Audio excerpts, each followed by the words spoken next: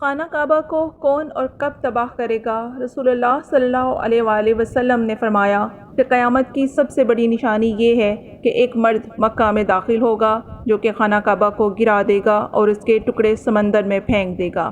اس آدمی کی نشانی یہ ہے کہ وہ بسم اللہ الرحمن الرحیم۔ ناظرین، خانہ کعبہ اللہ کا گھر ہے اور اس کی حفاظت کی ذمہ داری بھی خود اللہ تعالیٰ نے لی ہے، لیکن یہ قیامت کی نشانیوں میں سے ایک نشانی ہے کہ ایک شخص خانہ کعبہ کو گرائے گا۔ ناظرین، اس واقعے کی تفصیل سے پہلے آپ کو بتاتے چلیں کہ جب یمن کے بادشاہ ابرہہ نے خانہ کعبہ کو گرانے کی کوشش کی تھی تو اس کا کیا حشر ہوا تھا۔ حضور اکرم صلی اللہ علیہ وآلہ وسلم کی پیدائش سے صرف 25 دن پہلے یمن کا بادشاہ ابرہہ ہاتھیوں کی فوج لے کر خانہ کعبہ کو ڈھانے کے لیے مکہ پر حملہ آور ہوا تھا۔ اس کا سبب یہ تھا کہ ابرہہ نے یمن کے دارالسلطنت صنعاء میں ایک بہت ہی شاندار اور عالیشان گرجا گھر بنایا اور یہ کوشش کرنے لگا کہ عرب کے لوگ بجائے خانہ کعبہ کے یمن آ کر اس گرجا گھر کا حج کیا کریں۔ جب مکہ والوں کو یہ معلوم ہوا تو قبیلہ کنانہ کا ایک شخص غیظ و غضب میں جل بھن کر یمن گیا اور وہاں کے گرجا گھر میں پاخانہ کر کے اس کو نجاست سے لت پت کر دیا۔ جب ابرہہ نے یہ واقعہ سنا تو وہ طیش میں آپے سے باہر ہو گیا اور خانہ کعبہ کو ڈھانے کے لیے ہاتھیوں کی فوج لے کر مکہ پر حملہ کر دیا، اور اس کی فوج کے اگلے دستے نے مکہ والوں کے تمام اونٹوں اور دوسرے مویشیوں کو چھین لیا۔ اس میں 200 یا 400 اونٹ حضرت عبد المطلب کے بھی تھے۔ حضرت عبد المطلب کو اس واقعے کا بڑا رنج پہنچا، چنانچہ آپ اس معاملے میں گفتگو کرنے کے لیے اس کے لشکر میں تشریف لے گئے۔ جب ابرہہ کو معلوم ہوا کہ قریش کا سردار اس سے ملاقات کرنے کے لیے آیا ہے تو اس نے آپ کو اپنے خیمے میں بلا لیا۔ جب حضرت عبد المطلب کو دیکھا کہ ایک بلند و قامت، روبدار اور نہایت و حسین و جمیل آدمی ہے جس کی پیشانی پر نور نبوت کا جاہ و جلال چمک رہا ہے، تو وہ صورت دیکھتے ہی ابرہہ مرعوب ہو گیا اور بے اختیار تخت شاہی سے اتر کر آپ کی تعظیم و تکریم کے لیے کھڑا ہو گیا اور اپنے برابر بٹھا کر دریافت کیا کہ کہیے سردار قریش، یہاں آپ کی تشریف آوری کا کیا مقصد ہے؟ حضرت عبد المطلب نے جواب دیا کہ ہمارے اونٹ اور بکریاں وغیرہ جو آپ کے لشکر کے سپاہی ہانک لائے ہیں، آپ ان سب مویشیوں کو ہمارے سپرد کر دیجئے۔ یہ سن کر ابرہہ نے کہا، اے سردار قریش، میں تو یہ سمجھتا تھا کہ آپ بہت ہی حوصلہ مند اور شاندار آدمی ہیں، مگر آپ نے مجھ سے اپنے اونٹوں کا سوال کر کے میری نظروں میں اپنا وقار کم کر دیا۔ اونٹ اور بکری کی حقیقت ہی کیا ہے؟ میں تو آپ کے کعبہ کو توڑ پھوڑ کر برباد کرنے آیا ہوں۔ آپ نے اس کے بارے میں کوئی گفتگو نہیں کی۔ حضرت عبد المطلب نے کہا کہ مجھے تو اپنے اونٹوں سے مطلب ہے، کعبہ میرا گھر نہیں ہے بلکہ وہ خدا کا گھر ہے، وہ خود اپنے گھر کو بچا لے گا، مجھے کعبہ کی ذرا بھی فکر نہیں ہے۔ یہ سن کر ابرہہ اپنے فرعونی لہجے میں کہنے لگا کہ اے سردار مکہ، سن لیجئے، میں کعبہ کو ڈھا کر اس کی اینٹ سے اینٹ بجا دوں گا اور روئے زمین سے اس کا نام و نشان مٹا دوں گا، کیونکہ مکہ والوں نے میرے گرجا گھر کی بڑی بے حرمتی کی ہے، اس لیے میں اس کا انتقام لینے کے لیے کعبہ کو مسمار کر دینا ضروری سمجھتا ہوں۔ حضرت عبد المطلب نے فرمایا کہ پھر آپ جانیں اور خدا جانے، میں آپ سے سفارش کرنے والا کون؟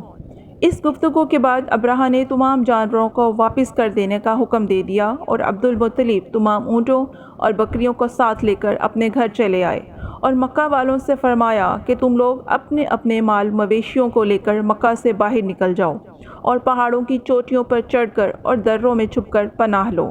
مکہ والوں سے یہ کہہ کر پھر خود اپنے خاندان کے چند آدمیوں کو ساتھ لے کر خانہ کعبہ میں گئے اور دروازے کا حلقہ پکڑ کر انتہائی بے قراری اور گریہ وزاری کے ساتھ دربار بارگاہ میں اس طرح دعا کرنے لگے کہ اے اللہ، بے شک ہر شخص اپنے اپنے گھر کی حفاظت کرتا ہے، لہٰذا تم بھی اپنے گھر کی حفاظت فرما اور صلیب والوں اور صلیب کے پجاریوں عیسائیوں کے مقابلے میں اپنے اطاعت شعاروں کی مدد فرما۔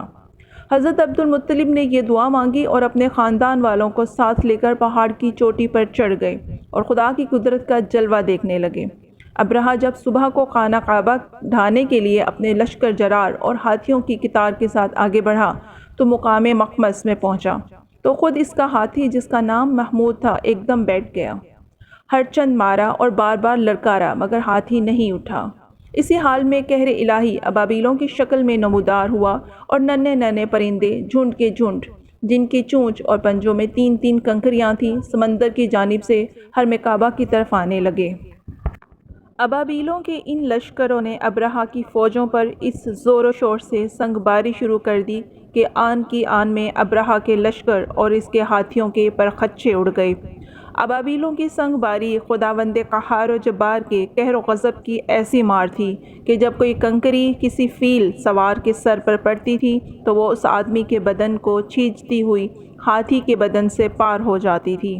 ابرہہ کی فوج کا ایک آدمی بھی زندہ نہیں بچا اور سب کے سب ابرہہ اور اس کے ہاتھیوں سمیت اس طرح ہلاک و برباد ہو گئے کہ ان کی جسموں کی بوٹیاں ٹکڑے ٹکڑے ہو کر زمین پر بکھر گئیں۔ چنانچہ قرآن مجید کی سورہ فیل میں خداوند قدوس نے اس واقعے کا ذکر کرتے ہوئے ارشاد فرمایا، یعنی اے محبوب، کیا آپ نے نہ دیکھا کہ آپ کے رب نے ان ہاتھیوں والوں کا کیا حال کر ڈالا؟ کیا ان کے داؤں کو تباہی میں نہ ڈالا اور ان پر پرندوں کی ٹکڑیاں بھیجیں تاکہ ان کنکر کے پتھروں سے ماریں اور انہیں چبائے ہوئے بھوس جیسا بنا ڈالا۔ جب ابرہہ اور اس کے لشکروں کا یہ انجام ہوا تو عبد المطلب پہاڑ سے نیچے اترے اور خدا کا شکر ادا کیا۔ ان کی اس کرامت کا دور دور تک چرچا ہو گیا اور تمام اہل عرب ان کو ایک خدا رسیدہ بزرگ کی حیثیت سے قابل احترام سمجھنے لگے۔ تو ناظرین، اب آپ کو اس واقعے کے بارے میں بتاتے ہیں جو قیامت کے نزدیک پیش آئے گا اور جس کے بارے میں حضرت محمد مصطفیٰ صلی اللہ علیہ وآلہ وسلم نے فرمایا تھا۔ اللہ پاک کا آپ صلی اللہ علیہ وآلہ وسلم پر خاص کرم یہ ہے کہ آپ صلی اللہ علیہ وآلہ وسلم کو اللہ پاک نے تمام علوم عطا فرمائے جن کا تصور ہمارے انسانی ذہن کبھی نہیں کر سکتا۔ جو بات ہمارے نبی کریم صلی اللہ علیہ وآلہ وسلم نے فرما دی وہ پوری ہو کر رہے گی۔ اللہ پاک ارشاد فرماتے ہیں، اور وہ کوئی بات اپنی خواہش سے نہیں کرتے، وہ تو نہیں مگر وہی جو انہیں کی جاتی ہے۔ اللہ کے علم کے سمندر کے مقابلے میں نبی کریم صلی اللہ علیہ وآلہ وسلم کا علم ایک قطرہ ہے، مگر آپ صلی اللہ علیہ وآلہ وسلم کا یہ قطرہ تمام مخلوق کے لیے ایک سمندر کے برابر ہے۔ یہ بات سچ ہے کہ ہم آپ صلی اللہ علیہ وآلہ وسلم کے علم کے بارے میں اندازہ نہیں لگا سکتے۔ اللہ کی ذات تو بہت ہی وسیع ہے، ہم اس کا اندازہ کس طرح لگائیں گے کہ آپ صلی اللہ علیہ وآلہ وسلم نے اپنے سے پہلے گزرے ہوئے انبیاء کرام اور ان کی امتوں کے ساتھ آنے والے وقتوں کے بارے میں بھی اپنی امت کو آگاہ کر دیا۔ محدثین اور مفسرین کا کہنا ہے کہ جب قیامت قریب آنے والی ہوگی تو خانہ کعبہ کو گرائے جانے کا واقعہ پیش آئے گا۔ جن لوگوں کو اس کے بارے میں علم ہے ان کو اس بارے میں حدیث مبارکہ کی روشنی میں بتاتے ہیں کہ خانہ کعبہ اللہ پاک کی نشانیوں میں سے ایک عظیم نشانی ہے۔ جب تک کعبہ قائم ہے اس وقت تک دنیا بھی قائم و دائم رہے گی۔ جب خانہ کعبہ کو گرایا جائے گا تب قیامت رونما ہو جائے گی۔ جب قیامت قریب آئے گی ایک بدبخش حبشی خانہ کعبہ کو گرا دے گا، پھر قیامت آئے گی۔ اس کمینے حبشی کے بارے میں آپ صلی اللہ علیہ وآلہ وسلم نے ارشاد فرمایا، اس حبشی کی شکل و صورت ایسی ہوگی کہ وہ چھوٹی پنڈلیوں والا حبشی خانہ کعبہ کو گرائے گا۔ جبکہ بخاری شریف میں لکھا ہے کہ رسول اللہ صلی اللہ علیہ وآلہ وسلم نے فرمایا، گویا میں اس حبشی کو دیکھ رہا ہوں، وہ کالا اور چوڑی ٹانگوں والا ہے، کعبہ کے پتھر اور اینٹوں کو اکھاڑ کر پھینک رہا ہے۔ بخاری شریف میں ہے کہ قرب کعبہ کے وقت حضرت عیسیٰ علیہ السلام کے پردہ کرنے کے بعد جب لوگوں کے سینوں سے قرآن پاک اٹھا لیا جائے گا تو اس کے بعد وہ بدبخش حبشی خانہ کعبہ کو گرائے گا۔ اس حدیث میں افج کا لفظ استعمال ہوا ہے، اور افج وہ ہے جو اکڑتا ہوا چلنے میں ان دونوں پنجے نزدیک رہیں، ان دونوں ایڑیوں میں فاصلہ رہے۔ وہ حبشی مردود جو قیامت کے قریب خانہ کعبہ کو ڈھائے گا وہ اسی شکل کا ہوگا۔ دوسری روایت میں ہے کہ اس کی آنکھیں نیلی، ناک پھیلی ہوئی ہوگی اور پیٹ بڑا ہوگا۔ اس کے ساتھ اور لوگ ہوں گے، وہ کعبہ کا ایک ایک پتھر اکھاڑ ڈالیں گے اور سمندر میں لے جا کر پھینک دیں گے۔ یہ قیامت کے بالکل نزدیک ہوگا۔ یہاں یہ بات بھی ذہن نشیں رہے کہ ان قیامت کی نشانیوں سے متعلق روایات میں چند ایک معاملات و شخصیات کو چھوڑ کر ان کا ظاہر ہونے کا وقت، حالات و شخصیات و اقوام عالم کا معاملہ کافی نامعلوم ہے اور واضح نہیں ہے کہ اس پر کوئی حتمی رائے دی جا سکے کہ کب کون کیسے خروج کرے گا وغیرہ۔ آج کل کے سیاسی تناظر میں لوگ اور اکثر علماء کرام بھی یہ سمجھ رہے ہیں کہ بس قیامت چند سالوں یا دہائیوں میں آنے والی ہے۔ کعبہ اور مسجد نبوی کو حبشی جنگجو تباہ کریں گے اور یہ خود زمین میں دھنس جائیں گے۔ آئندہ چند سالوں میں امام مہدی اور حضرت عیسیٰ علیہ السلام کا نزول ہو جائے گا۔ برمودا ٹرائنگل سے دجال نمودار ہوگا اور فتنہ پھیلائے گا۔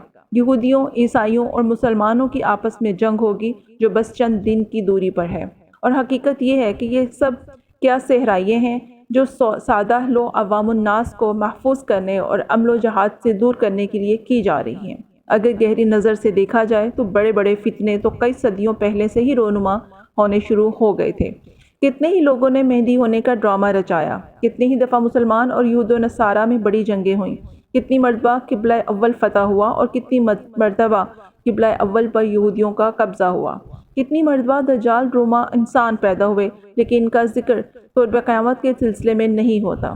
صرف 20ویں اور 21ویں صدی کے سیاسی معاملات و واقعات کو ہی قرب قیامت سمجھ لیا جانے لگا ہے، جبکہ نبی اکرم صلی اللہ علیہ وآلہ وسلم کے ایک فرمان کے مطابق آپ کی وفات کے بعد کا سارا زمانہ قرب قیامت ہی ہے، چاہے کتنی صدیاں بیت جائیں۔ لہٰذا علماء کو چاہیے کہ آج کل کے سیاسی پروپیگنڈے سے متاثر ہو کر ان عوام الناس کو محفوظ کرنے کے بجائے ان کو نیک اعمال و جہاد فی سبیل اللہ کی ترغیب دیں۔ اللہ تعالیٰ سے دعا ہے کہ اللہ ہمیں نیک کام کرنے کی توفیق دے اور برائیوں سے دور رہنے کی ہمیں ہمت و توفیق عطا فرمائے، آمین۔ ناظرین، کمنٹس باکس میں اللہ تعالیٰ کی 99 ناموں میں سے ایک نام ضرور ٹائپ کریں۔